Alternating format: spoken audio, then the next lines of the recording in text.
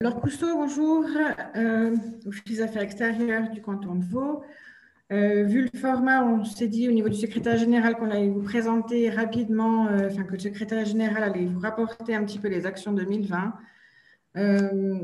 Pour donner un petit peu de panorama, un rapport d'activité sera de toute manière publié en début de l'année prochaine et on se tient à votre disposition. Donc 2020, on avait commencé l'année avec un questionnement un petit peu sur les orientations à donner au Conseil du Léman, avec l'appui notamment de la mission opérationnelle transfrontalière qu'on avait rencontrée au mois de mars, et un plan d'action avait été défini autour notamment des thématiques du Conseil du Léman, que ce soit de la culture, la mobilité, l'environnement ou l'économie. Dans le domaine de la culture, de la commission jeunesse lémanique et culture, donc le Covid a effectivement eu une importance en termes d'avancement des projets qui ont été menés à bien. Des projets culturels ont été organisés malgré tout, ils sont passés entre les deux vagues, alors que certains projets sportifs, notamment le rugby, le Tour du Léman junior à vélo ou le football féminin ont dû être annulés, tout comme ce qui devait être la dernière édition des chorales lémaniques.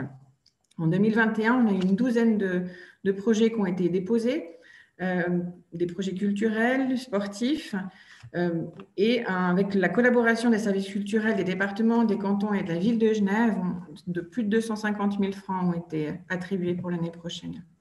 La commission s'est aussi penchée sur un travail de définition d'un nouveau projet fédérateur autour des résidences artistiques lémaniques. C'est ce qui a été retenu, avec la perspective d'un appel à projet qui sera lancé courant d'année prochaine.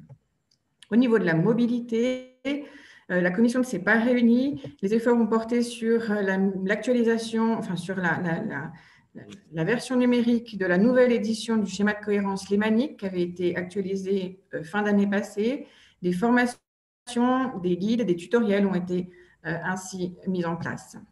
Au niveau de l'environnement, 2020 devait signer un petit peu la fin de différentes actions qui avaient été menées depuis 2017 et capitaliser un petit peu le dialogue et puis cette communauté qui s'était créée entre différents acteurs du terrain de la filière bois. Finalement, au mois d'avril et au mois de novembre, les 2 journées qui devaient avoir lieu ont été annulées. Des capsules vidéo seront faites d'ici l'année prochaine pour essayer de contenir un petit peu les différents échanges et enseignements.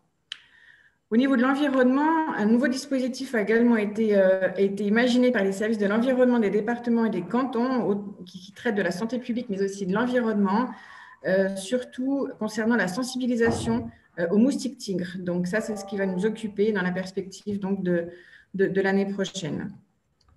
Sur l'économie, le tourisme et la population frontalière, le Conseil du Léman a soutenu le travail des unions lémaniques, toujours, notamment des unions lémaniques des chambres d'agriculture qui sont efforcées de mener à bien une étude sur l'agriculture bio et l'agriculture régionale, avec un certain nombre d'enseignements à tirer et à transmettre aux agriculteurs. L'ULAM, l'Union lémanique de l'artisanat et des métiers, a organisé un certain nombre de rencontres pour définir au mieux des séminaires qui ont été reportés à l'année prochaine sur la filière, sur les métiers de boucherie et sur la gestion de la crise sanitaire pour les artisans. Enfin, l'Union lémanique des chambres de commerce a organisé une journée de rencontres et de conférences au sein de l'entreprise Bobst à Mai, à côté de Lausanne, sur l'industrie des machines-outils, qui a eu un vif succès. Cette journée a pu avoir lieu au mois d'octobre en présentiel avec près d'une centaine de participants et d'entrepreneurs de l'ensemble du bassin lémanique.